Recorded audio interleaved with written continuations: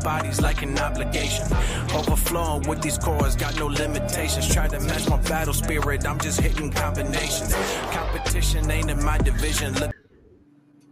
Hey, we back. We live. We gotta have a conversation about this intro, man. We get Dog. At least 4 or 5 of us gonna be at BlerdxCon. We're gonna roll up on Curtis like, hey, I'm my not boy. even worried about. I'm not even worried about like the actual intro itself. I like the song. I'm more so talking about where you keep cutting it. Oh, that's my bad. I've heard this intro like a billion times. I be rolling through it. But speaking of rolling through it, we here. We back. I haven't seen all of us together like this team it's been a minute. How y'all been? Winter decided to winter real hard over here. So you know. Yeah.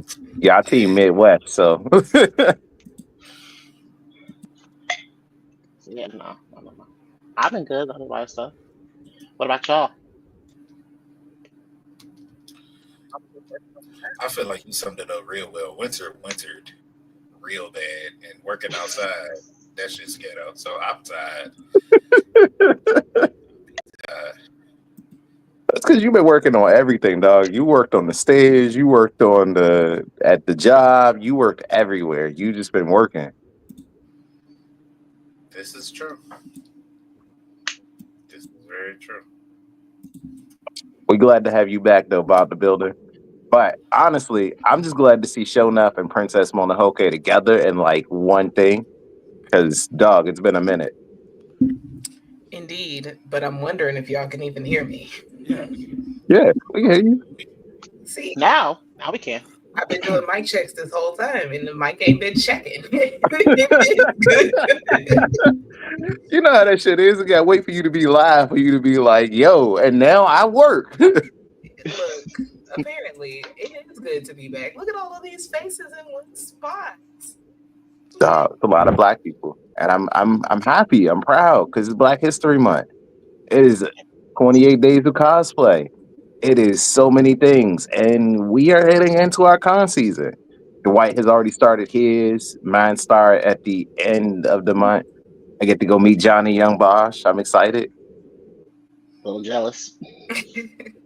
You know how long I've been tracking this man down through his Instagram, through everywhere he's gonna be? Like, this is as close as he's come to where I am. And I'm like, yo, you're coming to like a one-off, one-day con in Baltimore?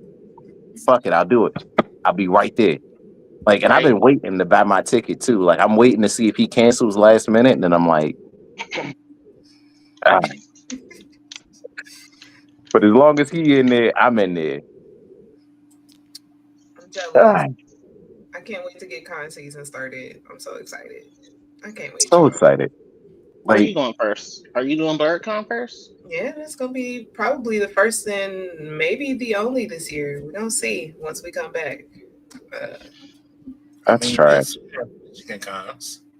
We'll still have Michigan cons. What, UmaCon? We can go to Motor City Comic Con, but that's about Y'all not far. Y'all not extra far away. Columbus is a couple hours from Detroit. Yeah, and I'm looking like Motor City Comic Con looked lit last time. Like they had Pinky and the Brain, they had the Ninja Turtles. I was like, damn. Glenn was there. Yeah, see? Everybody was there. Dwight said something to me last time when we were heading to GalaxyCon. He said, if you got nothing to do and you live in the area, going to a con probably isn't that hard for you. And I thought about it. There are a lot of celebrities that live in like that Midwestern belt. Like Dave Chappelle lives in Ohio. You can't tell me like big stars don't live in the Midwest because they do. It's quiet. Open out here. It's kind of wild. Yeah. I mean, but when you say things like that, it's like, well, who the fuck live out here? And then you're like, Dave Chappelle. And then it's like, oh, that's interesting. I always forget about that. He's very proud of living in Ohio. And I always say likes the area out there, and I know the area that he lives in. I fish out there occasionally. It's nice, but, I mean, you know, as a Dave oh, Chappelle fan, my he said local he's bad for my me. local Ohio issues aside. All the Ohio issues, because I've been to Ohio. I'm sure we've all been to Ohio, and like we all got the same issues with Ohio. I don't know. I'm there for Cedar Point. I'm out. Not the only. That's about as far in as I would come if I were you too. I've never been to Cedar Point. Is it fun? Like I've heard It's a stories. blast. It's a blast.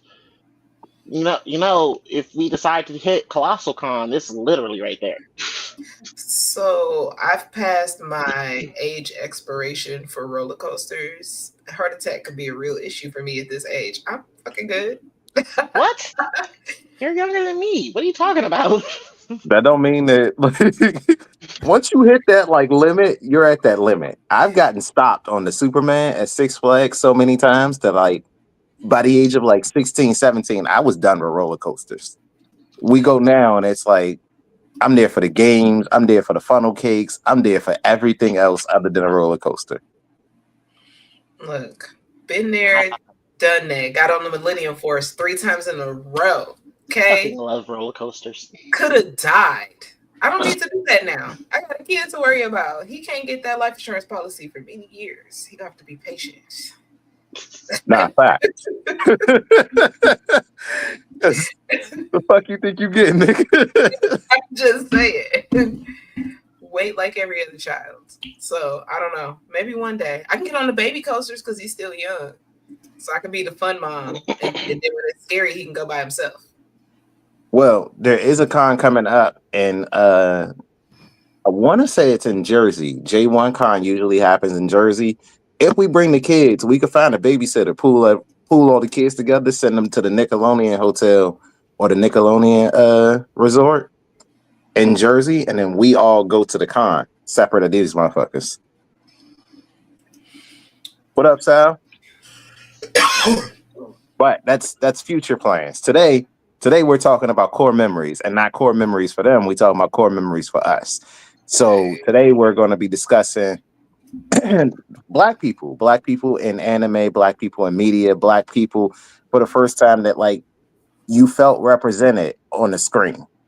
I know for me, there weren't a lot. Like growing up, you see the one-offs of the people, but like what you really wanted was you wanted to see somebody like not be the sidekick. Like I don't need to be, oh, you know, I see the superhero and like you're the sidekick. No, I'm a Green Lantern fan because being able to see Jon Stewart stand as his own man. You don't need Jon Stewart. Jon Stewart was Jon Stewart. So can I admit something to y'all? So after meeting Steven, I was like, yeah, you know, I watched Green Lantern, and then he showed me some other Green Lantern. It was a white man. I was like, what? Green Lantern's black. What are you talking about? He was like, first of all, there are multiple Green Lanterns. I was like, what? So the thing about Green Lanterns are they weren't chosen because this was the best one. They got picked because who was closest. Like, and most people don't know that. They're like, nah, Hal Jordan was the best. That's why he was the closest. And the ring even says you are the closest person that fits the bill. That's why they went through 3 motherfuckers before they landed in Detroit. And like, honestly, that was the one we grew up with. Like anybody who watched Justice League Unlimited, you grew up watching a black Green Lantern. You grew up watching like superheroes everywhere. You grew up watching like, you know, representation. That was a great time for us back then too. Now I think about it, because that actually brings me to Static, because we got a little spoiled. Hell yeah! Like Static to me was so great because instead of having or being the sidekick, Static had a white sidekick. Like you are not playing second fiddle. He knew he was the sidekick and he stayed in his lane. And he played that role. Like his dad got all up and he was like, yo, we not with that racism shit. You know that's my friend. You know this ain't what we doing. Like we not doing this right here. and they tackled that episode early. Man. And like That was honestly, episode 2 or 3. that was so like touching as a black kid growing up, being able to see that. Because like the first thing you think of when you see like a black kid and a white kid is you think, oh man, somebody probably racist in it. And then to be confronted with that and then to see it, you're like, yeah. Like I grew up with majority black people around. Like I know my experience isn't like the natural experience, but I had one white friend growing up. That was it. Like he was the minority. Like to this day, he only has like 500 Facebook friends or something like that. And I still be like, damn, I grew up with you from like 6th grade on up. We went to high school together. We went all the way through middle school, everything. Like you were right there. And it felt good to know, I can see myself represented in my community. I can watch TV and see myself as a superhero. I could see myself as like not just a superhero, the Justice League member. Like it's cool when you look and you're like, yo, Cyborg's in the Teen Titans, that's cool. But then Cyborg make it to the Justice League and you like, all right, my boy, we doing something now. Like you in the big league. I love the things that the comics have done with Cyborg and like more recent DC stuff and how important and really strong and overpowered that they make him. Dog, super OP. Like he went from, oh, you just half man, half robot to, oh, you got a mother box now. Oh, you can boom shit. Like they gave him all the potential. All of it. Like, and they put him on the big screen next to the big superheroes. I appreciated that. He wasn't a Justice League movie, wasn't Like, say what you will about the Snyder Cut, but I as a black man feel represented or felt represented. And honestly, I can say a lot of shit about a lot of animes, but the reason that I would never let people disrespect Bleach in my presence, not only is it because it's the big 3, but it's because it's the only one that represents black people correctly. Like, yes, we got a whole hidden leaf village. I mean, a whole village, and like people love the Raikage, and they, oh, I'm this, I'm that, but they literally gave us B, and you gave us the worst stereotype you could in a black man. Like, bro couldn't get into a real fight without having a rap. Like, come on now.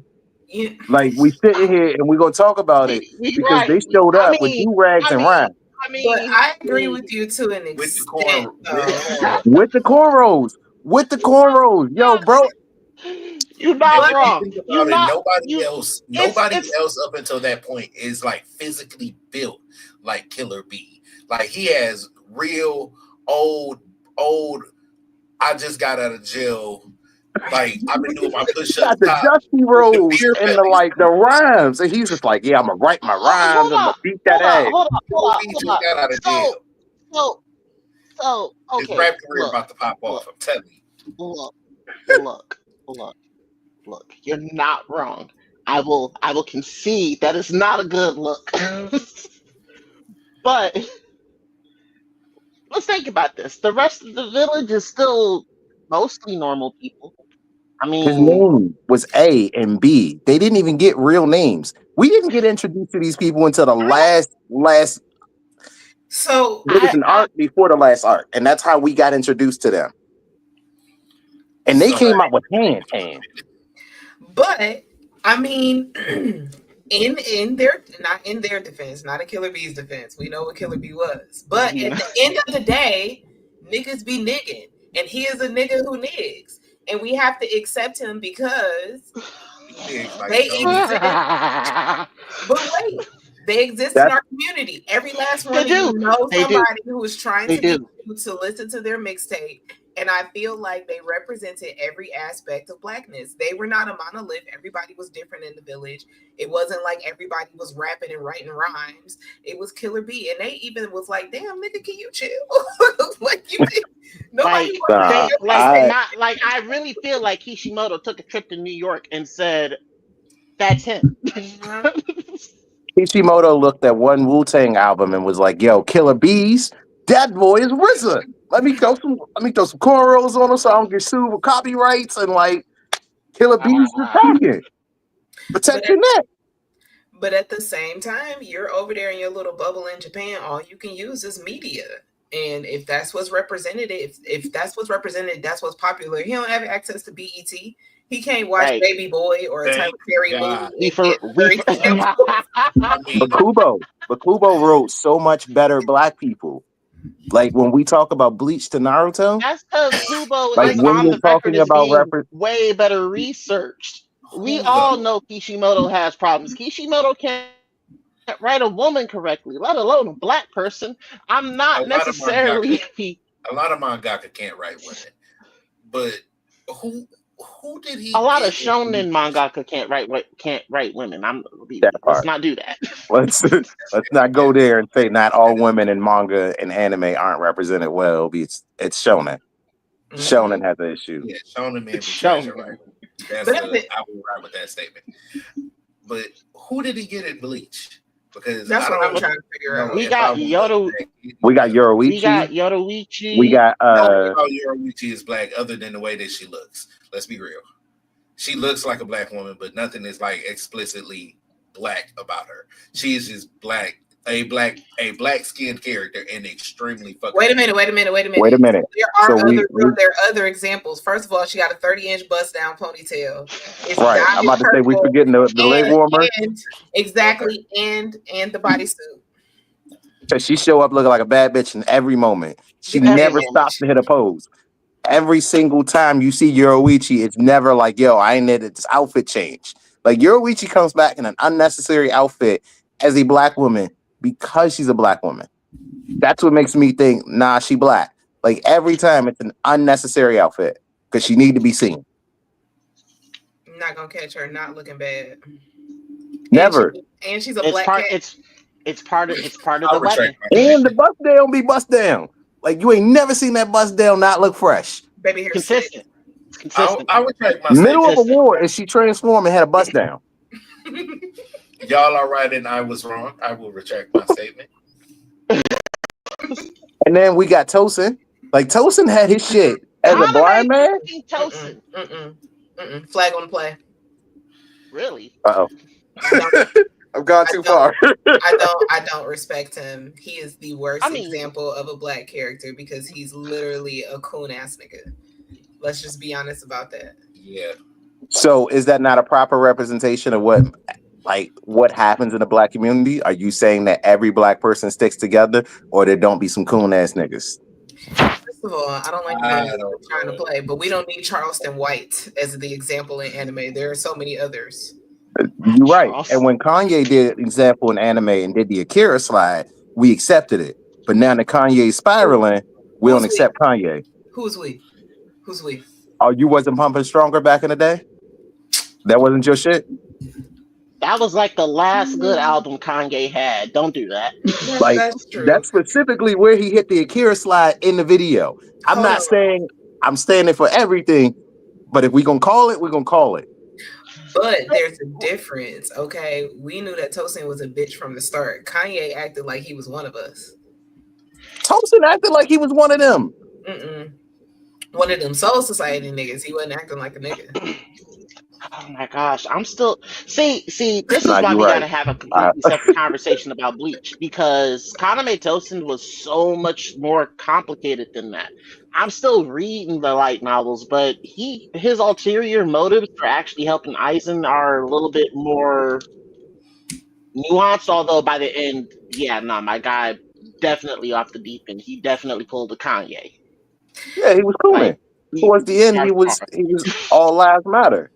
And that's my point. It's fine. Like, I understand that there's nuance. There's nuance to everybody's decisions. It doesn't mean that I'm not going to judge you less and you're not going to be a coon ass motherfucker at the end. It just is what it is. We got to accept who we are. That's fair. No, that's fair. Because honestly, fair, right? While I love Usopp and while like Yasop did Usopp like a real black dad because he seen an opportunity and was like, I'm out. And they never come back. If Gene can do it, he can do it. No. Gene is so much worse because Gene, oh my God. That should be studied. How that boy just left his son. Yeah, come find me. Like Yasat was like, "Yo, your mama sick. I don't know how to deal with your ass. You try and lie, my boy. I am out." And Usopp just spent his days just lying like a nigga the entire time about everything, hoping that it was gonna come true to impress a bitch. I don't feel like he was lying like a nigga. He was lying like a white man. He was lying for the attention. No. He was gassing her. But then again, the boy who cried wolf definitely was not a colored boy. But that's he told her there were 20-foot goldfish and then he ran on the poop. Oh, you know what? You're right. You talking right. No. He is a actually, prophet. No, that whole thing. We are not Dr. Everything he lied about came true does not mean it was a lie when he was trying to get them cheeks. Hey, Nostradamus is not proven. We cannot cite that on air. Thank you very much. But no, the way he was talking to Kaya, spitting all types of game and all types of other he was trying to get up in there cooking with Kaya. Facts.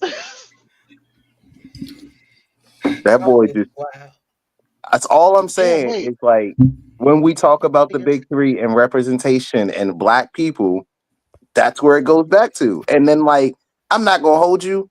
I've always had the side eye, like between Toei and Funimation and everybody else who's decided over the times to keep lightening Usopp's skin color, because at this point you go from like, damn, he was black in the beginning to he barely light skin now. Real dark skin. Yo, at the very least, Hispanic. When you got to Alabasta, you swore Robin was a black woman. By the time you got to the end and you seen Robin, you like, to be fair, I can understand Robin because she's technically supposed to be a Russian person anyway. I'm not even, but no, Usopp has been fairly egregious though. That's for sure. Vivi is supposed to be like Middle Eastern or something. Like Cobra looks like, yo, he could be Middle Eastern, Egyptian, and Vivi just looks white. I mean, but there are probably some Egyptians who look white. I mean, nowadays, yeah. Right, but I'm not even gonna get into the spoilers and the everything from the manga that has not been animated yet. I'm gonna just say it like this: if you come from a royalty and that is a line that lives in the desert, and your pops look like he came from a line that live in the desert, but you look white, I'm gonna have issues with you. And then everything with racist Norizoro, so like I'm not even gonna cover that one. Because that boy ain't gonna never beat them allegations. Her name really is Kaya. I didn't even realize that. I mean, let's not go down that road. I mean, that's a part of nostalgia really it setting in that this motherfucker was racist. He's your favorite character. That nigga's a beast, and it's like, oh, is that a colored? Hey, once that mask cracked on King, and he was like, "Oh, you going down, my boy? It's a rat now. I can see the color in your skin." Oh, come! As soon as it happened, I was like, "Oh my god, what the hell?" It's like Oda's doing it on purpose at this point. I'm like, "Oh, you knew it was happening on purpose. Like, you knew what this was." Yeah. That boy. Like, why are you doing this to the fan base? Like, please. Listen, I mean, that match went down, and you went, "Oh, it's over for Zoro. Let's go get this kill." And immediately he's like, "I want that one." Of course. Hey, that boy said, "Doug, that's me. Sanji, you stay the fuck away from my fight. This was me." If anybody's gonna whoop that color, it's gonna be me. I'll put that boy in his own place. I'll show him I'm the king of hell. You're a king. My memory might be hazy, but didn't at some point he abandon his black sword too? Yo, they said no. we're gonna take this sword, and he did not fight it. He didn't say, "I won that fair and square." Fight it. He did fight it. He fought it for a bit. The only reason he changed the only reason he changed his mind is because he ended up spending the night with a princess. I'm just saying there's observations to be made. He was real malleable after that. It's because she gave some coochie and a new sword. Like, Come on, I'd man. be extra. I'd be extra. Hey. Actually, Baby, you want this other sword after I get done with this part? I'm like, oh, okay, yeah, no. Come on, my And I can dog. turn that one black myself. I can make that one mine. That one. You know he's never going to turn his sword black. I'm sure he will. If there's one thing we know about Zoro, he ain't gonna never turn that sword black. Only if Luffy is in danger. Oh, that's what y'all mean. Y'all messed up.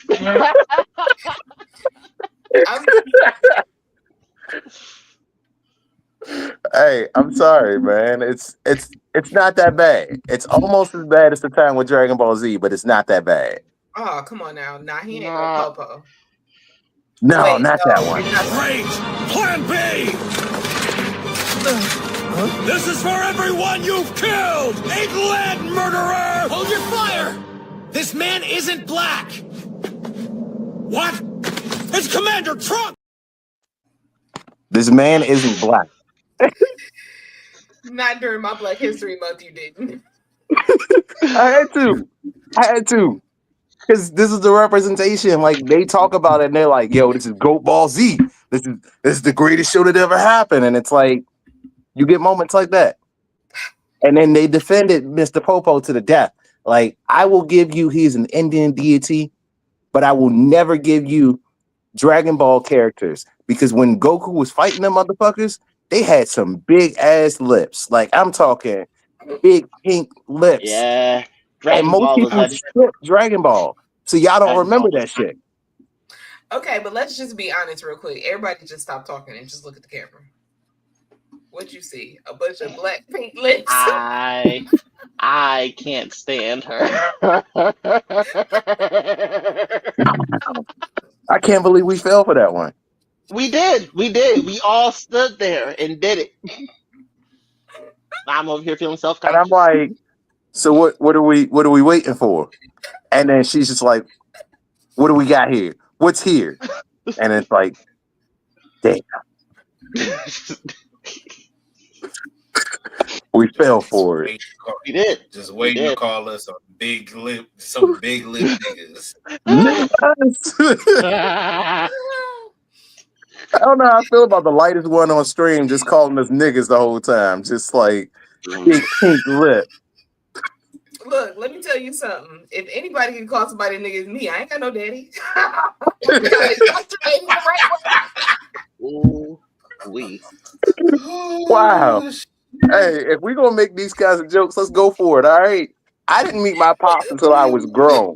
I am a nigga named Jamal. I cannot swim. I like grape soda. Like, I do the whole 9 yards. Fried chicken is my favorite. And I love watermelon. Everybody loves fried chicken. Everybody loves fried chicken. That's not true. Everybody didn't love fried chicken until the nigga showed up. Korean fried chicken was taught to them by black GIs. You want Vietnam? That's true. Niggas have brought the love for fried chicken. Did they do it and did they respect the art though? They still respect the art. Respect the art. Exactly. Honestly, yeah. First of all, I don't know if y'all ever had banchan, but that shit right there, it changed your life. No, what is it?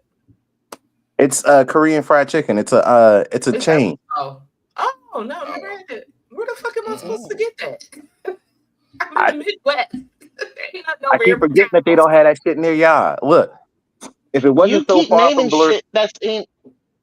Oh, it's not close. Where? It's not close to BlerdCon. It's like there's 10 minutes from my house. That's how I know this shit. Are you bringing us some? Because we're gonna be in the same place at the same time. Clearly, you can just bring us some day one. Just bro. put it in a heat bag. What? Like that, I'm gonna be getting off a flight. I'm gonna be hungry. I'm gonna be getting off a flight. I'm gonna have just been done being nervous as fuck flying into Washington. So I could use a plate when I get in. Brett, I don't know if you watching, but apparently we on the hook for going to go get banchan on day 1. So on day 0, we got to go get banchan for the group. Only for UNAB. I love everybody else that's listening. I know we got some friends that's gonna pull up and they like, yo, what a Korean fried chicken at? Only team UNAB. We're gonna we probably could have some DoorDash before the panel. We'll talk. We'll figure that out. 10 is in Farmington Hills. We got. Ooh. So when are we going? Shit, maybe tomorrow. Damn, hold on.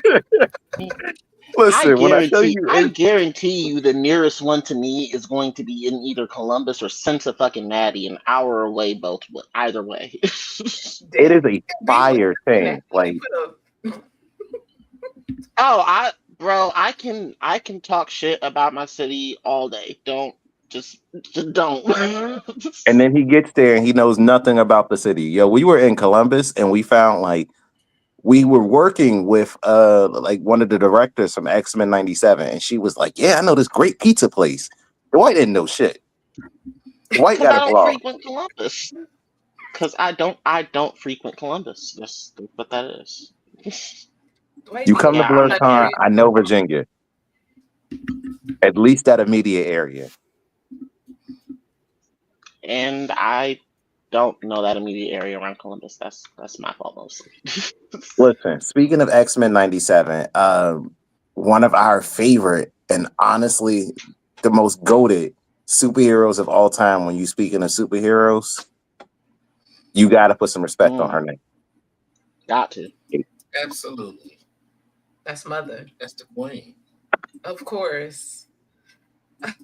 Storm was such a breath of fresh air. And I think it's because she was outspoken and they didn't make her like that Black stereotype. Yeah.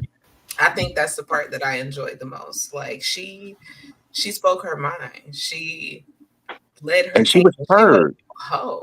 Yes. Like, it wasn't just that she spoke her mind, it was that she was heard and she spoke her mind. Like, there's a difference between you get to say some shit and then nobody believes in you, nobody listens. No, she was an actual, like, respected person. Like, you were respected as a member of the team. You were respected as a leader. You got to sit at the table and your voice was heard every time. Your concerns were heard. You go, well, I don't know how I feel about that. And they would make sure they addressed how you felt. Like, I think in a lot of cases, Storm had more respect and power than Wolverine did. And Wolverine was like the face of X-Men. Like, outside of Cyclops, outside of Wolverine, you get Professor X and then you get Storm. Like, these are the faces and the pillars of when you build an X-Men. And anytime you talk about it, it's Storm. Also, Storm can kill everybody. So Professor X is like, you know what? She's number 2, guys. Just trust everything she says. Don't piss her off. I was trying to say, like, she is, like, actually probably the strongest one in the room if we not counting Professor X. In a lot of rooms, yeah. Like, she's an Omega level mutant. Like, there's a lot of shit that she can do, and people don't put enough respect on her name. She can change the molecular density of stuff. So, like, she can breathe in outer space by changing the molecules to say, hey, I want to breathe this air.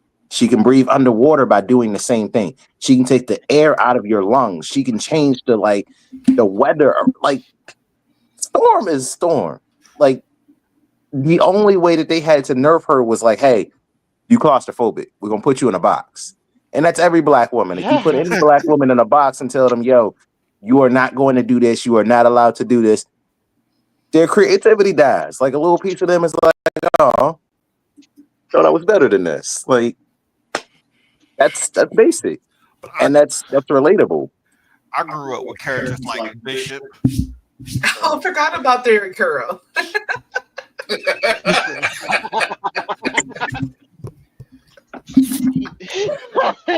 Wow. Like, that was actually one of the things that was appealing. Like, oh man, you got a jerry curl and carry a gun. And he was hood. He wore the fuck out of that Bishop Jerry showed curl, up with the gun and the Jerry curl and did not give a fuck. So, I don't know. But then you also had like people like Kwame, which was a Planeteer. He was the Black Planeteer. In case y'all didn't know. Nah, I know. I mean, it just he wasn't as much as you. Nah. So I hated his hot top. I feel it, but at the same time, Kwame was actually African. He was Kenyan, wasn't he? Yeah. Was he? So he was definitely, yeah, I think he was actually Kenyan. So that's why Kwame felt different. I mean, But but for a lot of African kids, that's probably like what they wanted and how they felt represented. Like because it's a I lot of times mean, it's just to be us. fair, I, to be fair though, I have concerns just mainly because of the fact that it was the '90s and an American show. I have no clue how accurate that shit is. That might be the stereotype here. That's fair. Because like until I was an adult, I didn't know too many Africans. Like most of the Oh, kids I that didn't I know any at met, all. yeah, like their parents might have been like firstborn like here, but they were fully American. Like yeah, I might come from an African background or African household, but you American as fuck. Like you know the same shit I know. Yeah, I've kind of had both. Like one of my friends that I've known for the longest, like first generation American. Both her parents are Liberian, and that nigga will speak with her mother's accent. I Yeah, mean, I feel like you're not going. I feel like you're gonna have an accent, especially with both parents. Is if that's their first language. yeah, and I Ah, mean, it's nothing wrong with having the accent. It's just it's more or less like they're American as fuck. And like when they're watching this, they don't feel that same connection and like, yo, like I feel like I'm heading to home and like this feels like the people at home would have spoke to me. I really feel like, it just it happens. Like honestly, when that Static Shock episode happened, when he got to go meet Anansi and he was like, I feel represented because there's a black superhero in Africa. And he looked back at him and said, well, I'm proud that there's a black superhero in America. And that moment hit different. And it's like, damn, you don't think about it until you do. And Static was such a groundbreaking show because, well, first of all, I hated the fact that they give every black person lightning powers, like Black Lightning, Storm, Static. But that's a whole different conversation. I was damn. in love with the fact that like they actually gave you what you wanted. It was a real black ass show. Like I got to see Lil Romeo do the theme song and then come on there. You got to see him not just be the sidekick, but Batman showed up to your city. The Justice League showed up to your city. Green Lantern came to you for help. Like you got to work with Batman. You didn't get to work for Batman. There's a difference. There's a lot of people who don't get to work with Batman. A lot of people work for him. I've seen Yeah. Superman work for Batman. I've seen Green Lanterns work for Batman. I have seen countless superheroes, even gods work for Batman. Man, quit playing. The Justice League works for Batman. Work He's for paying most Batman. of the bills. Yeah, He's paying most of Because the he's a bills. white man with money. but he Of didn't course do they that with work Static. for him. Like he worked with Static. He came to his city and was like, "Yo, I'm with you." See, Korean fried chicken is a move. Because he probably was like, what's your price? And Static was like, I don't got no price, sir. He's like, fuck. I guess this nigga can't be bought. He can work with us. What? What? You know? But he'd be like, you just gotta say it's my city, right? Yes, sir. It's your city. You own it all.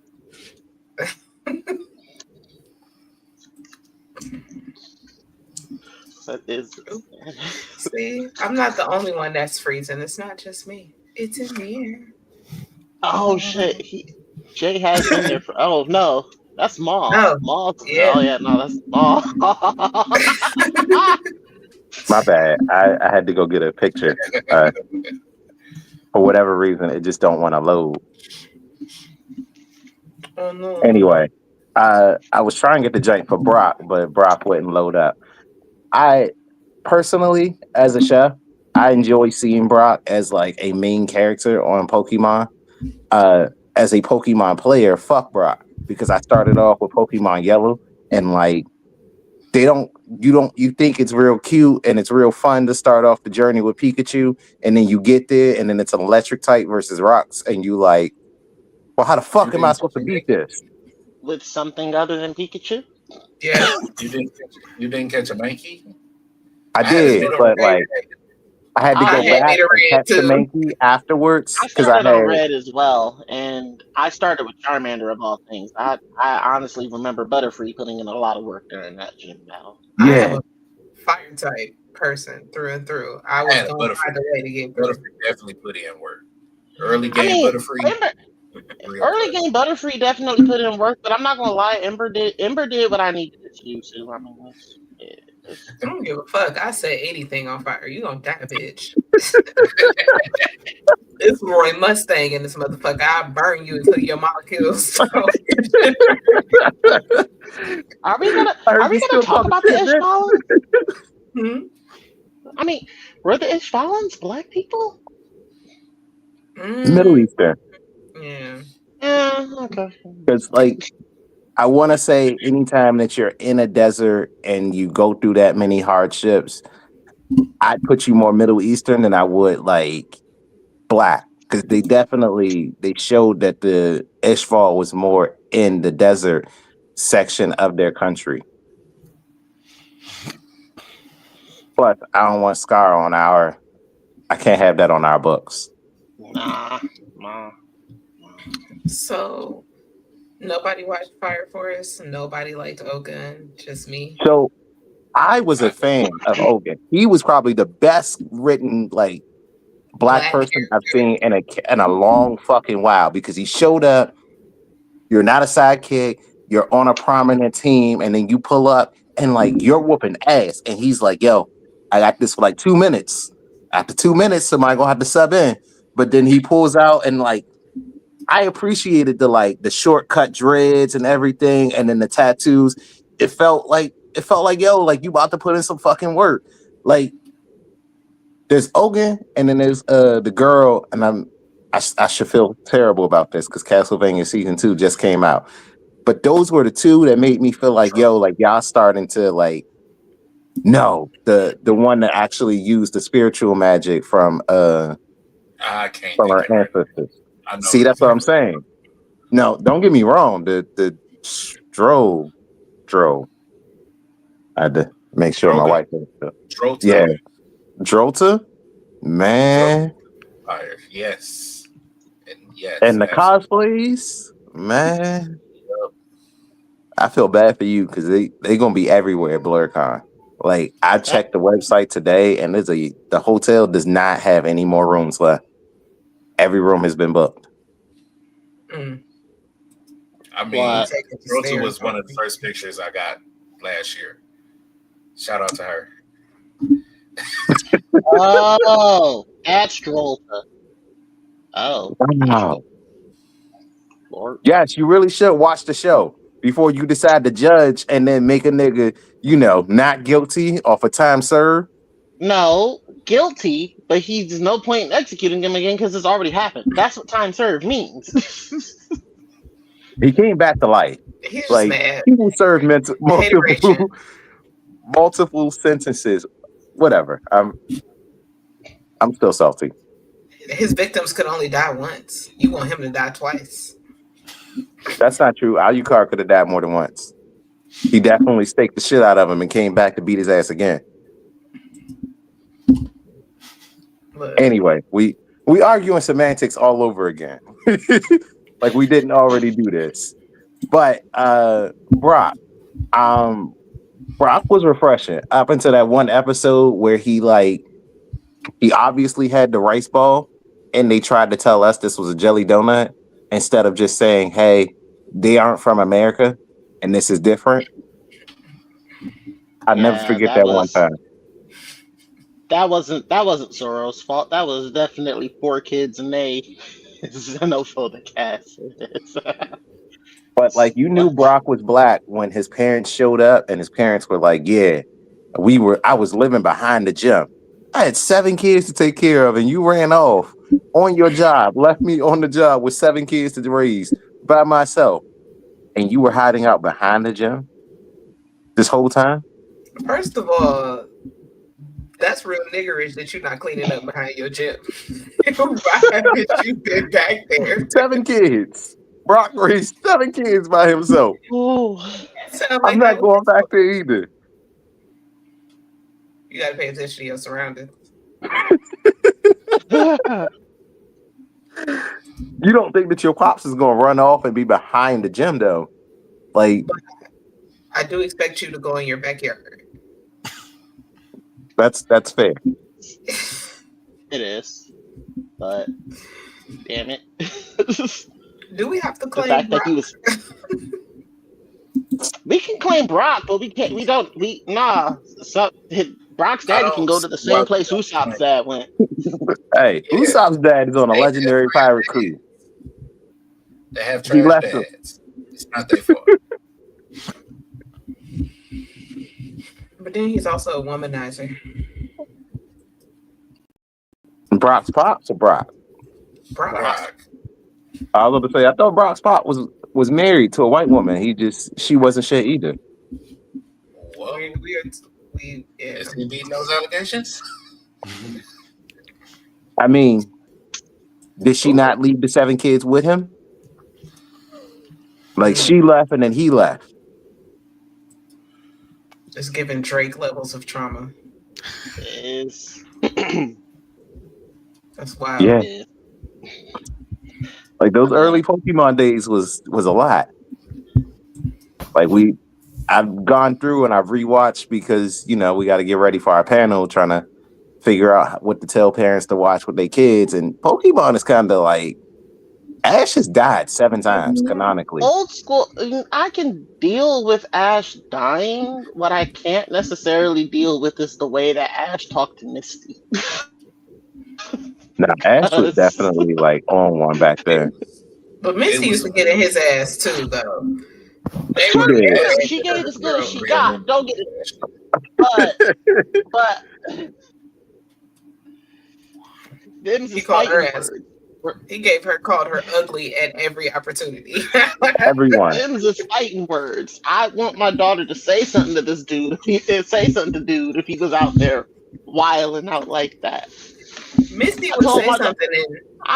I definitely. I told my daughter, if she catch someone saying my body, your body, my choice, she's allowed to neck check them. Period.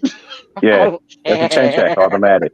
Mm-hmm. Like, right. I'll cover that charge or whatever it is. Right, whatever. No, just go ahead. I'm sorry, reflex. My bad. But nah. Ash was out of line. Ash was way out of line every time. And like the fact that they kept Ash as a 10-year-old traveling with other 10-year-olds was mad wild to me. That's the thing. Ash was only always the youngest outside of like Iris. Ash was 10. Brock was like 16, 17. Nah, Ash wasn't always the youngest. Like, White said Ash's journey, he dealt with like younger kids. I want to say, and like, Holland, he definitely wasn't the youngest then. Like, Max was. Yeah, no, because his sister was with him too.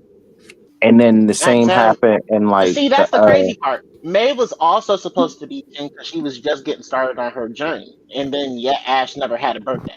That's what that dynamic was. Max was actually canonically younger than them. Oh yeah, I forgot about Max. Technically, Ash never had a birthday. Just like Ash, that's why Ash changed his hat every time. And like, honestly, the way that the Pokemon game or the shows phrase it, he was aging. That's why they reset the universe to make it seem as though he wasn't. Because if you paid attention to everything that was happening, the seasons kept changing. And as the seasons changed, he had to canonically age. If you're going to tell me he died 7 times and that's the same dude, you can't tell me he didn't grow at some point. Like, they reference back the years that it took him or the years that he did this.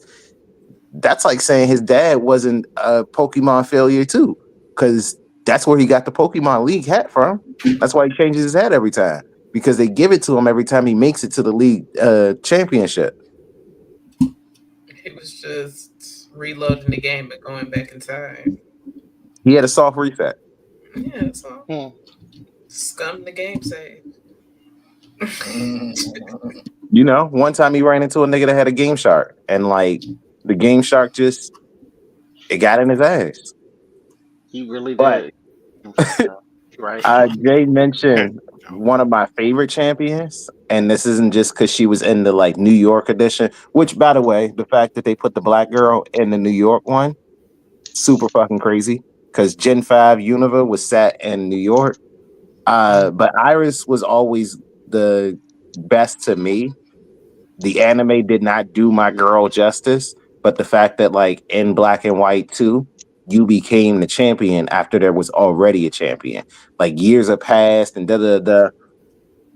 You're the little black girl who raised dragons. You know how hard it is to raise dragons in a Pokemon world? The motherfuckers don't grow and like evolve until like after level 50.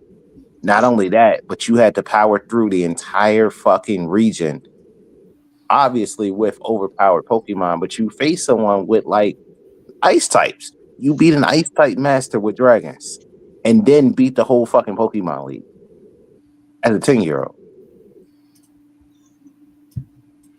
Like, yes, you do it.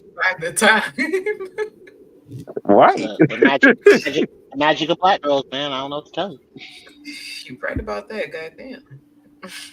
Yeah. Because, like, not only did she do that, but she came back as a champion in the Masters 8 League. So, like, coming back to run it back meant that you were amongst the best of the best. This wasn't just a coincidence where it's like, oh, you know, I kind of lucked up and got it. And, you know, it just sort of happened.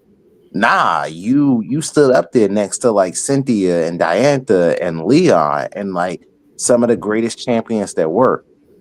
Like, there were other people, and they missed the chance. Alder was the champion before you, and you beat his ass and then took his spot twice. So there's always something to be said about Black Girl Magic. Because not once, but twice did she beat his ass.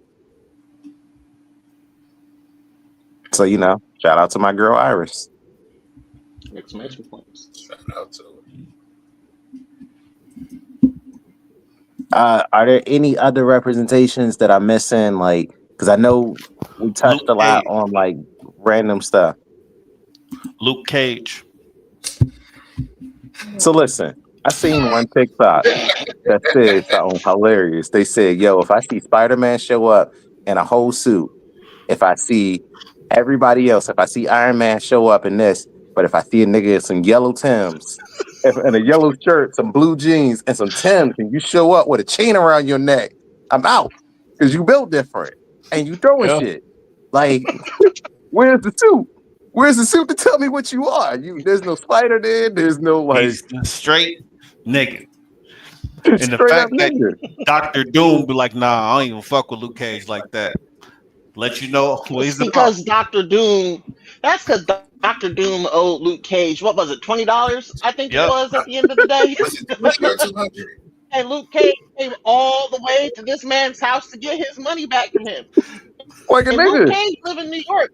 Dr. Doom live all the way out in fucking Europe. Latveria, yeah. Latveria. He is the king of his country.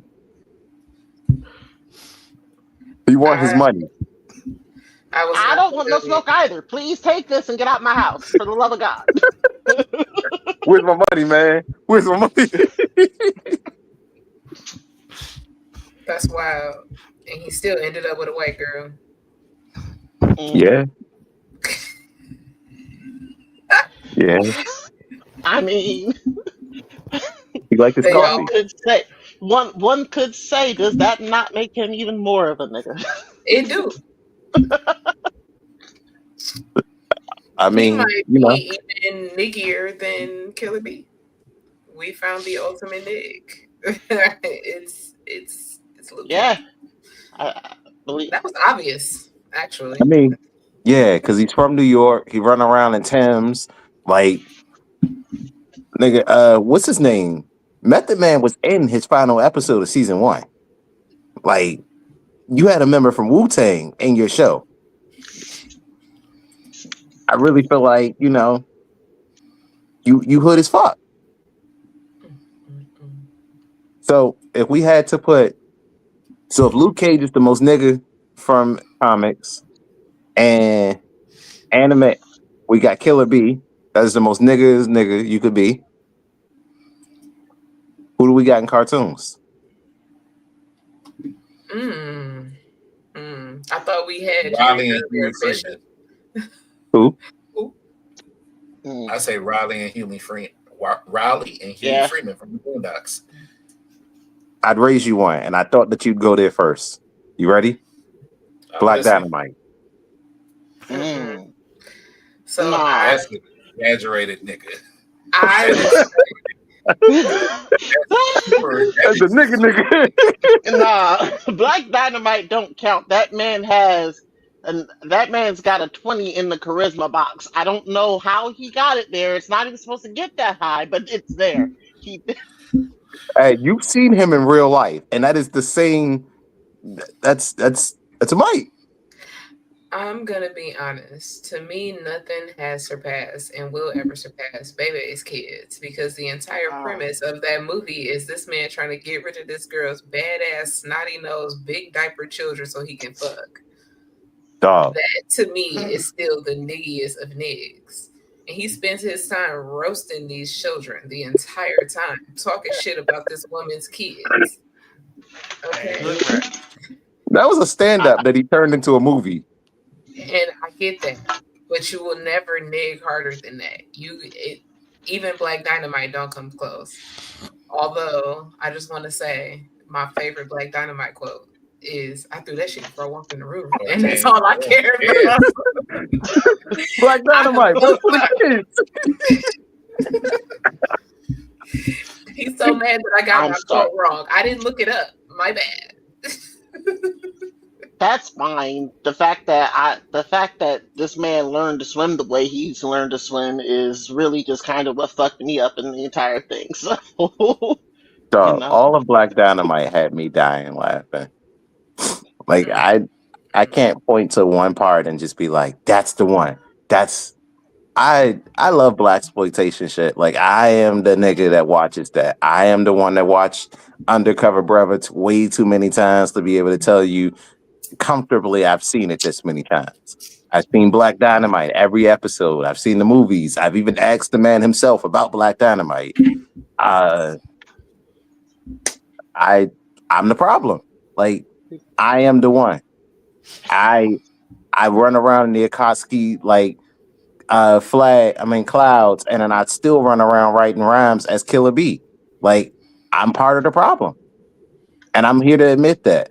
Like, Green Lantern became my favorite because of Jon Stewart. I fuck with these niggas that have lightning, and if I could have one power, it'd be electricity too. Why? Because it's super fucking OP.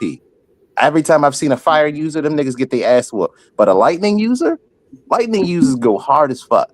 Like, Oda said himself that Enel would have won all of One Piece except he ran against Luffy. Like, honestly, I can't think of anything that electricity would be naturally blocked against except a rubber man. And unless you got a nigga made of rubber, I'd wash you. Like, what are you gonna do? You 90% water. Once that electricity hits you, nigga, you out. It's a wrap. Can't say it's not effective. That's why he said, "Yo, you might have had lightning, but you ain't never had this black lightning before." That is one of my favorite quotes. Should have looked that one up too. I told you I love blaxploitation, dog. So, as someone who didn't like Black Knight, man, is Tobias black? Does he know he black? Listen, Tobias does not know he's black. No, I'm genuinely. He hates that he's black. As much as Stink Meaner does. Yes. Yes, that is a very... Not Stink Meaner, Ruckus. Yeah. Stink Meaner, Ruckus, they both hated the fact that they were black. Like, they bonded over the fact that they hate black people. That's Stink Meaner hates everyone. Yeah. Stink Meaner actually hates everyone versus, Ruckus, who only hates black people. Just because they coincided on this one thing does not make them the same. Ruckus did love one black woman. That was it. Ebony Brown. Mm-hmm. He wanted that. You can't blame him. Ebony Brown was a cold piece. That's true. I mean, no problem. He didn't build up that type of karma, man. I don't care. Nope. You don't get good things in your life. I'm not acting the way you act. I'm sorry. Look. Yeah, I mean, I'm also mad that like we left Canary off.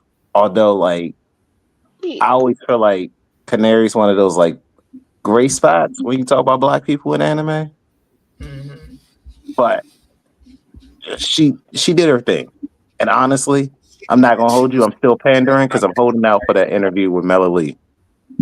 Speaking of we like her, but I'm not sure if we like black butlers like that. That's not the black butler that we like. I enjoy her character design. Actually, that's probably some of the.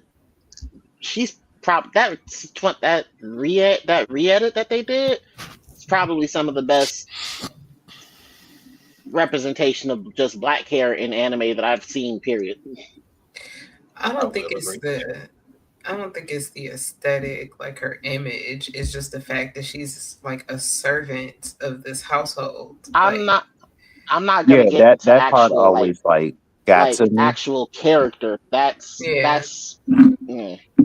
I think we all love the design. It's amazing. The hair, yes, with the barrettes, the beads, amazing. Chef's kiss. And they got rid of the big lips from the original one. Thank you. Yeah, I appreciated that because I don't know what the fuck Togashi was thinking. Because normally I'm like, nah, Togashi this, Togashi that. We all know he old, man. Just we gotta let that one ride. Be old people. Old people be old people, man. I don't know what to tell you. Yeah.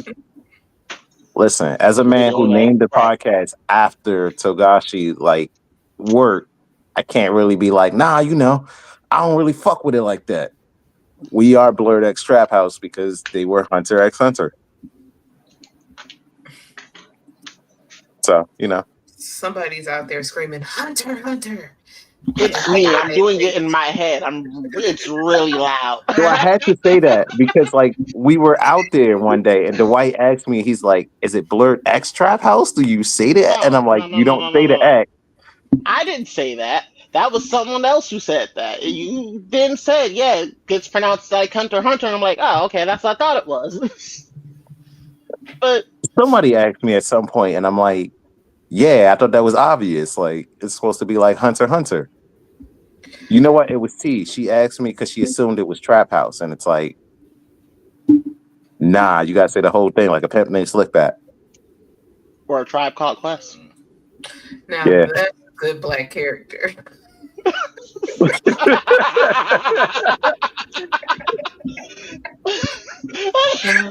Hey, listen. Cat Williams showed up and within 3 minutes made everyone love a character enough to bring him back for an unnecessary episode. Really did. Like, no, Cat. He just said. Cat is on some sort of tour right now, just laughing his ass off at the whole of 2024, the entire thing. Mm-hmm. The entire. They dropped that fucking interview, and it shoots up to being the like most watched video on YouTube ever. Proceeds to open up a bottle of Arizona and watch the entire fucking gear just burn. Dog, because he said all that shit about Diddy, and then Diddy gets arrested, and it's like, oh shit, nigga, like you took down Diddy. I mean, he didn't, but like he shined an additional light. Yeah, like Hannibal Buress when he said something about Bill Cosby. He was like, yo, Bill Cosby been out here touching women for years and ain't nobody say nothing. And they like, what? What is he talking about? What is happening? And then boom, all the allegations start hitting. Nobody ever said, yo, Hannibal Buress started this shit. He said what he said and then left. That nigga got the fuck out of Dodge.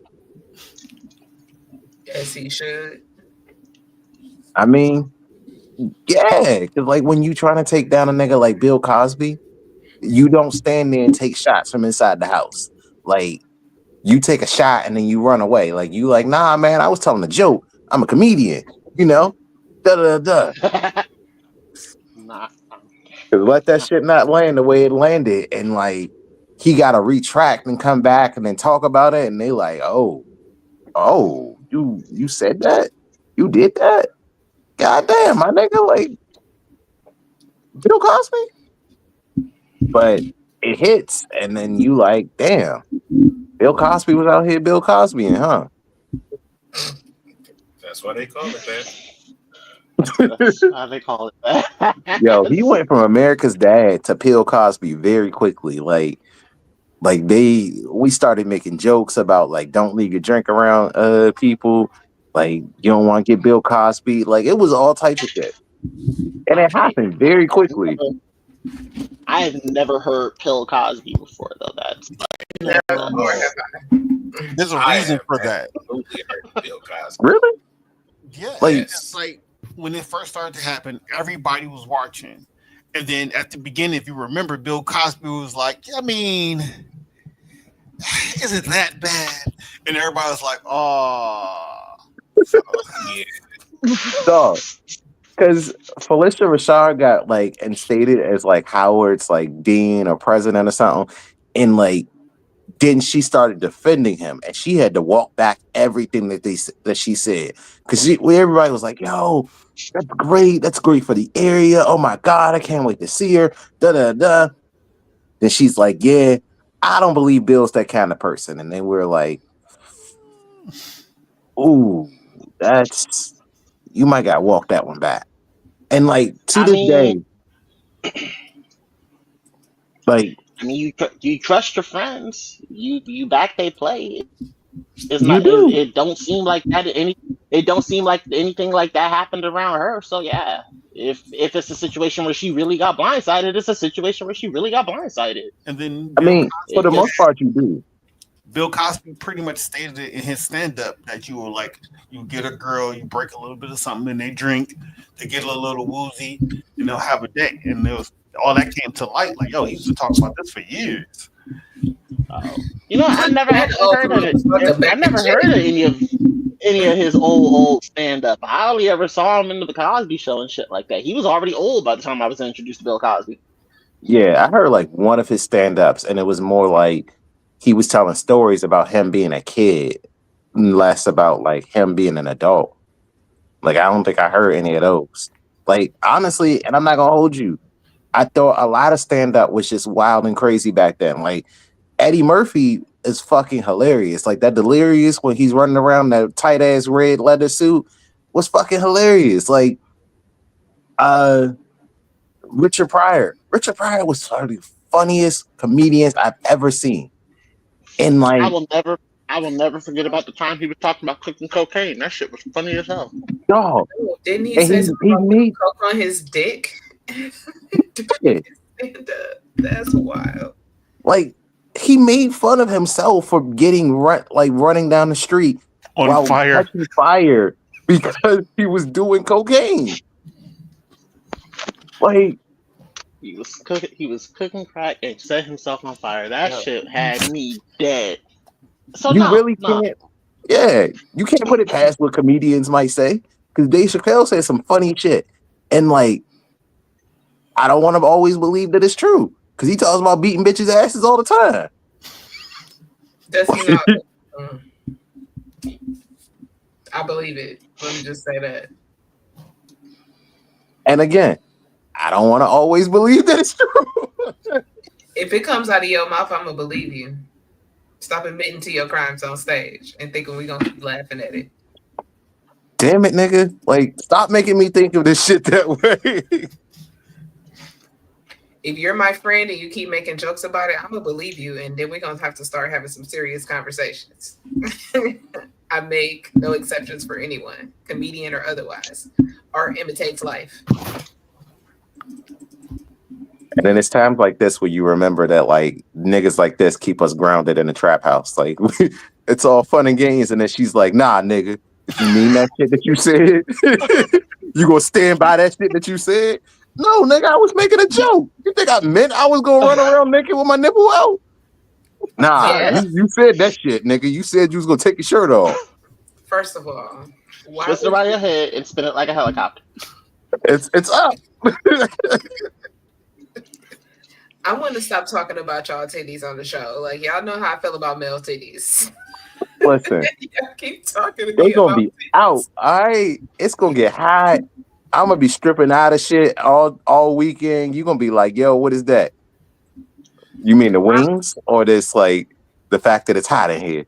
I'm bringing pasties for you because you need to Not be pasties. modest and not be showing off your yum yums at cons. You need to put them How away. else? It's not How else appropriate. am I supposed to show off my tattoos? All of my tattoos are upper body tattoos. You can get small pasties to cover your little male Like nipples, and you'll be fine. right here, right in here is where my tattoos were. I was a former soldier. Like I had like 2% body fat. I'm thinking I'm the shit. I'm gonna go to the tattoo shop. I'm gonna get all my shit tatted up. I didn't think, 13, 15 years later, like nigga, you not still gonna look like this. And here we are. So now you're telling us that you want to show off your A cups. Not A caps. I'm still in the training bra, all right? Me and my daughter can still wear the same bras. They just don't fit my back because my back I don't big. have enough liquor for this whole situation right now. Y'all gotta stop. Y'all gotta stop. It wasn't me. You ain't stop her from saying she's gonna bring pasty. I told him to put up his titties. It's not me. I asked him to be a modest gentleman, and he's deciding to be a whore. And I'm telling you, it get hot. Yo, all them niggas around and you ain't gonna get hot. I'm not so gonna take mad my you put titties that out hard and clap them W around. on there. I'm grateful that you're not because I don't want to have to fight a nigga because your titties out. All I'm saying is it's a difference with me because That's the problem. That's how we gonna solve it. I'm about to find niggas to catcall you. I bet you put your titties up then. wrong answer. I get cat calls all the time. See, jokes so on you. foul. You think this is new? No, I live in DC. I want a nigga to walk up and be like, "Ooh, look at them." That's what you need. And that happens to me. Like, I play Pokemon competitively. Do you know how many gay people are in that community? There are a lot of gay people in that community. First of all, it's not like gay people are walking out like, "Ooh, man nipples." Stop it. They do. I live in DC. You stop it. Then you need to really put your nipples away and wear pasty and stop slutting yourself out in the streets. Where's your wife? I be hot. My wife understands that I be hot. This is not me trying to walk around like, yo, I need to be seen. I need these niggas to know. Because, like, even to read my tattoos, you got to get up close. They're in cursive. So it's not like you could be like, I can see that from back there. Nah, I bitched out. I got the little writing. Like, it wasn't like these big over the top. I got this, like, big set. Nah. But for you, I'll do some more push-ups. I hit the everything to make sure the girls sit up. Like, I could care less how high they sit. I don't want to see your tits. Put them away. Whenever you walk around, I will wear a shirt. But when you leave, that shirt coming off. I believe in equality. When you come around, I should have. When you leave, I'll be talking to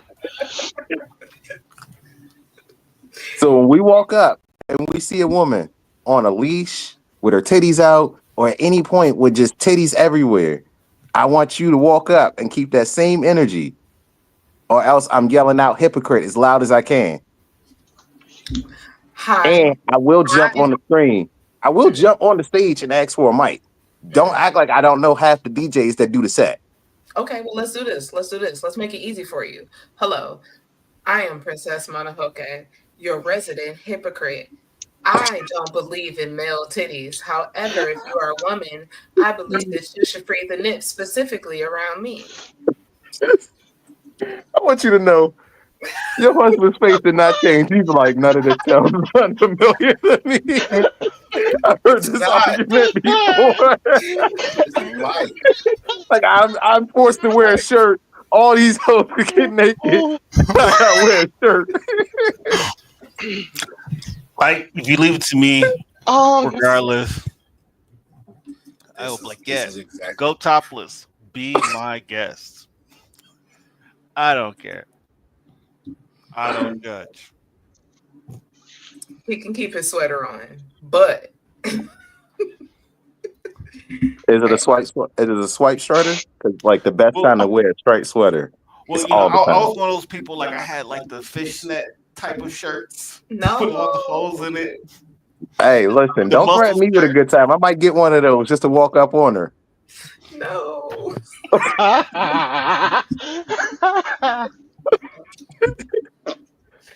I'm gonna see it in my nightmares. Show up with the like very deep tank top. It's just like I'm wearing something. My nipples are supposed to be covered. No. I'm about to sign off right now because now y'all just torturing me unnecessarily. We're just trolling you now. Like now that we know what it is, we like nah. Especially at that like after party at night, dog. Once it hit like 11:30, it's hot. Niggas are sweating. Like you've been dancing for 20 minutes and you hot. You sweaty. Business idea. So I will have pasties available for every man at Blerd. I will have them in different sizes. If you have big titties, small titties, large areolas, medium areolas, I will have a pasty for you because respect yourself, King. What about the women? You handing out pasties to women too? Only if they want it. Their body, their choice. So I gotta band-aid my nipple and they can just walk around with their titties out. It's the only way we're gonna fix the patriarchy. What happened to free the nipple? Not your nipple.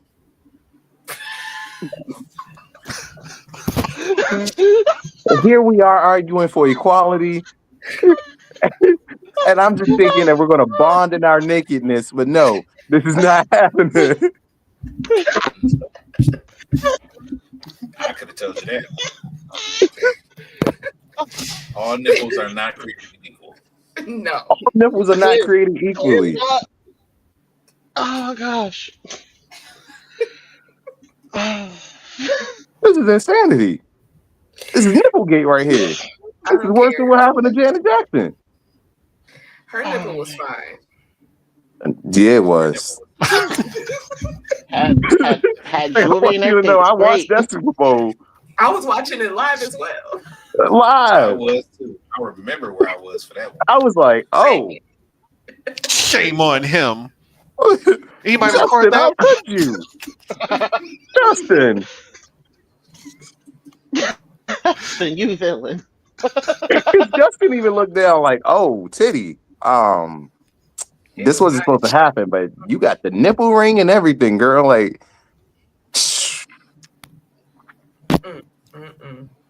that was something extraordinary back in that day. Black History Month. That was a moment in Black history that changed us all. Dog, that was in Black History Month. That was during the Super Bowl in February and everything. It was wild. Yeah, they weren't prepared with the delay. They were like, no, it's gonna be fine. Everything's gonna be good. And then gonna have your name by the end of this song. Oh, don't be too quick to. She was mad quick too. But quick enough. Listen, though the delay was not quick enough. Yeah, she let that thing fall. Hey, that thing was stinging, all right? Like, we're showing our age, guys. Hey, look, we're showing our age, and what we really need to be talking about is our upcoming panels. I am excited to be teaming with y'all to do a panel. Like last year, Princess Mononoke and Shona was in the crowd, and this year they're coming up on the stage, and I'm excited for that. Are y'all ready for y'all first panel? I mean, yeah. I'm talking about normal life. This is what I love to talk about. I love that my baby's coming up. Come on now. I try not to talk about it too much here, but it makes me happy. So absolutely, I could do a panel about it. I mean, it's an easy home run for us because we are obviously parents, and like honestly, this is the first time I realized it. But this is the parent side of the Trap House.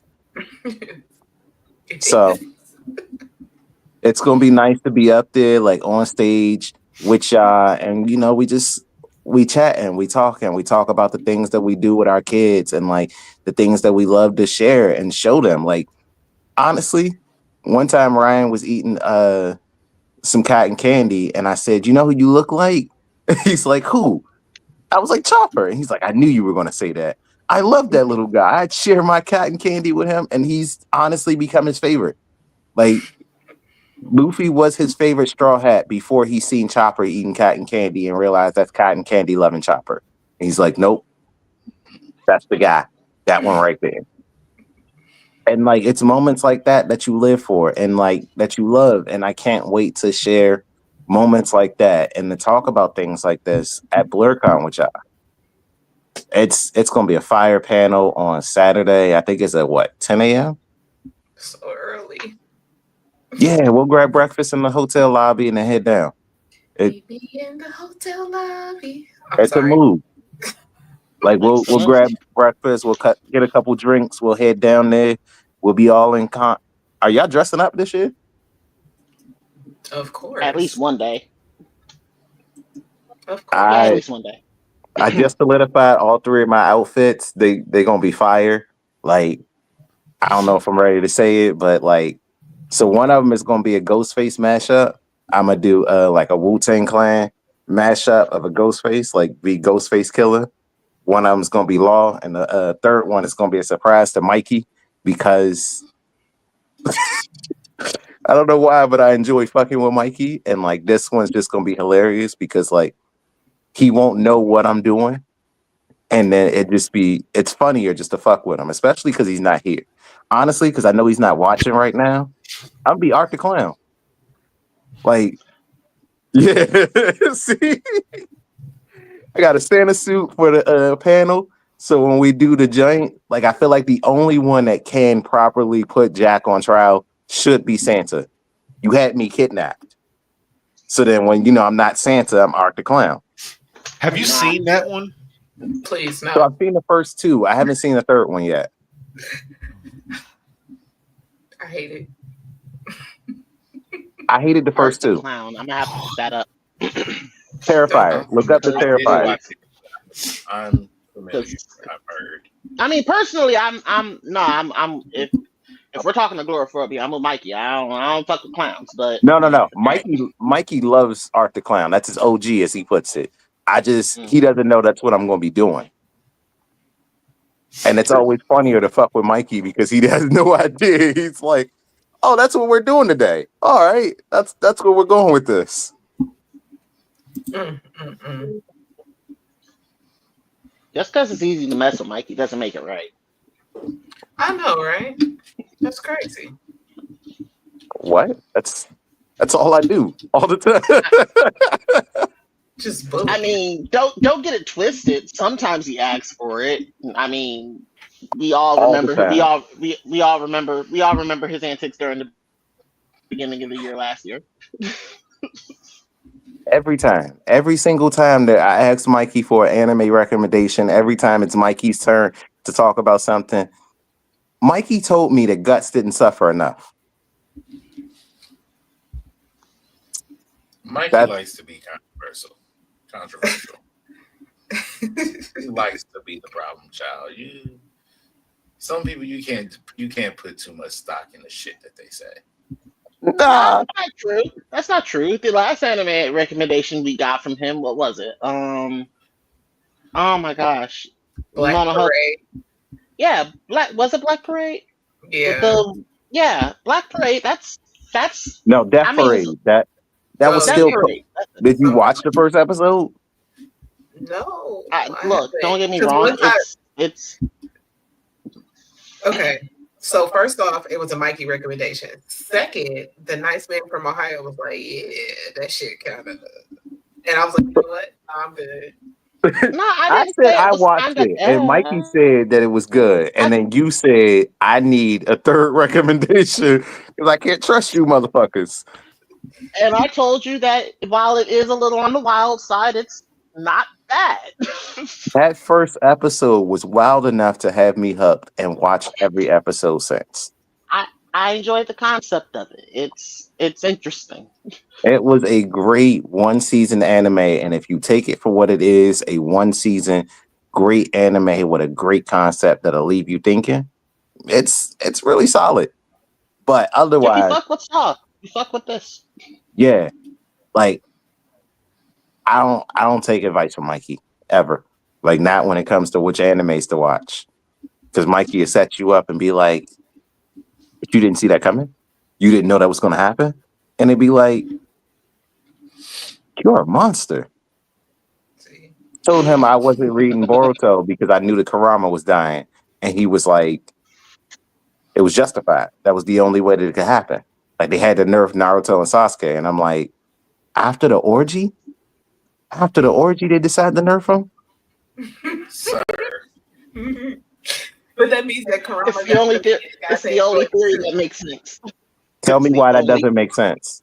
All of It's their the children only- are around the same age. You mean to tell me that all of y'all came back, the war was over, everybody found a mate, everybody was chilling, and nothing else happened, and then y'all just randomly started popping out children around the same time? Well, so maybe that's how they dealt with the trauma. I mean, I was about to say, yeah, technically speaking, that's probably exactly what happened. We survived. We survived. You're looking real good over there, Tintin. But they had different various stages of where they were in their relationships that you could see, and through flashbacks and through actual continuations of the media. You could tell that all these motherfuckers weren't No in the one same said that spot. to Tintin. Now you're thinking about it. Nobody said that to Tintin. No one. I just threw a name I out. still Like think even like Rock Lee with his bowl cut got it in before Tintin did. I still think that Tintin is Metal Lee's mother. Possible. Rock Lee was hitting Wouldn't surprise me. Lee was hitting that. Nobody else was nice to him. Lee was hitting that. If It she put wouldn't up su- with his shit it wouldn't surprise me, without but much resistance. I mean, he probably He got was her heartbroken at the Primary Neji. Lotus. He was opening that Primary Lotus, is all I'm saying. All right, now before we get canceled for talking about children having sex, we're gonna wrap this one up. Like, Hold on. They were adults. Right. We're talking about this down the line, sir. We're talking about adults. Right. Listen, adults, Married children. adults. Some of them. Some of them. But yeah, like I'm not gonna hold you, dog. That orgy, it's the only way that makes sense to me. Oh, it makes sense. You keep bringing up this orgy. Because that's all he cares about. Clearly, that's what haunts his dreams. Is the Naruto Leaf Village orgy. And he's just like, well, why are they fucking at the same time? We don't know. Why are all their children at the same age? In the same class. That's in the same class at the same age. You got to think about what your school looked like. Everybody who was in your school, they were within the same 9-month age gap as you. When you talk about the first generation and Naruto's parents and whatnot, they were coming out of war. So it made sense that they were repopulating, coming out, having fun, doing them. When you talk about Naruto, they were coming out of a war. They were back-to-back wars. It was the second Great Ninja War and the third Great Ninja War happened consecutively. Okay. So all of that point with the Akatsuki raiding villages, taking out villages, these inner wars, because remember, they were killing each other before. They had all of these things going on. Even during the time of peace, they were murdering each other, creating child soldiers. So they came out of that, had a war, saw their loved ones die, and you still don't understand why they were fucking and making babies at the same time. It was okay for Naruto and Mama and Daddy. But when Rock Lee want to get his nut off, you mad? You sound like I am hating. I just don't understand how it happened all at the same time. And it's not a hating it's a coincidence. And I just don't believe in coincidences. But we're gonna argue this on a different day because this is Love Month, this is Black History Month, and we still got some more episodes to come up. So join us next time for our Valentine's Day special episode. We will be back next week, and we hope to see you guys there. I have been Maul, your favorite friendly neighborhood menace. You can find me upcoming. Honestly, I ain't gonna tell you where the next con I'm gonna be at because that's a family con. I'm just going in to get one fucking autograph, maybe two, because Ash's voice actor's gonna be there too. But really just about me being with Johnny Young Bosch. And then after that, it's BlerdCon and then GalaxyCon Richmond, where I will be with these three. Sorry, Jay. I love you, big dog, but these other three. It's fine. He'll be home. But you can find me on Instagram, TikTok, Blue Sky, still can't remember the name of that Black-owned app, but I'm there at BlerdxTrapHouse. You can find me on YouTube. You can find me on Facebook at UNAB Network. J. Will, where can they find you at? You can find me in most places as J. Will the Gent, anywhere gaming, the best day ever. I ain't gonna be at no cons probably no time soon, but catch me after the summer. So enough, where can they find you, Matt, my boy?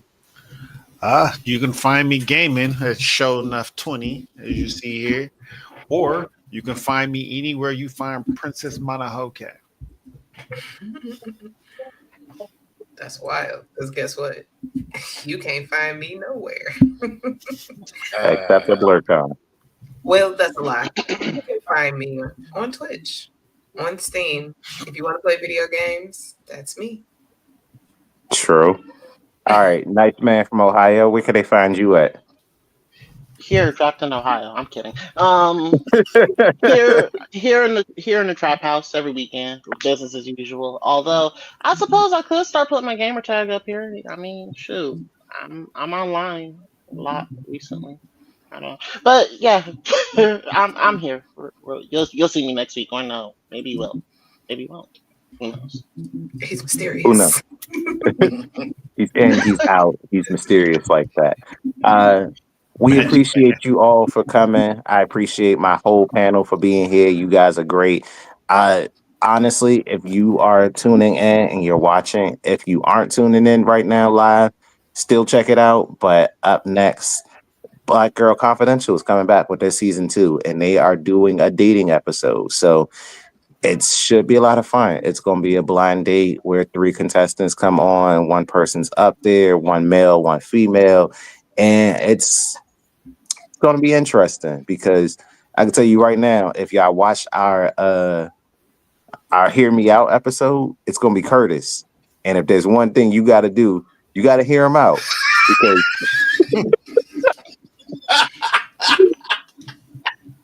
Bugs Bunny had to hear him out about the things that he would do. Oh. And I'm not going to.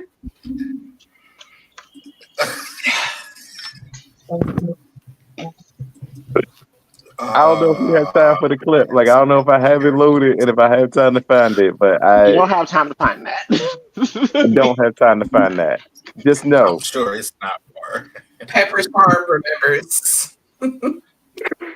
Just know it was hilarious, and it was a moment in time in history. So if y'all are available, please stick around and watch this, because if you thought that was funny, this nigga trying to get a date is about to be hilarious. So we appreciate y'all. Go enjoy your Saturday night watching Black Girl Confidential. And if y'all are watching us on a playback, we appreciate that too. Go listen to them on a playback too. This has been us from BlerdxTrapHouse. We will see y'all next at BlerdCon. We can't wait. See y'all soon. Peace.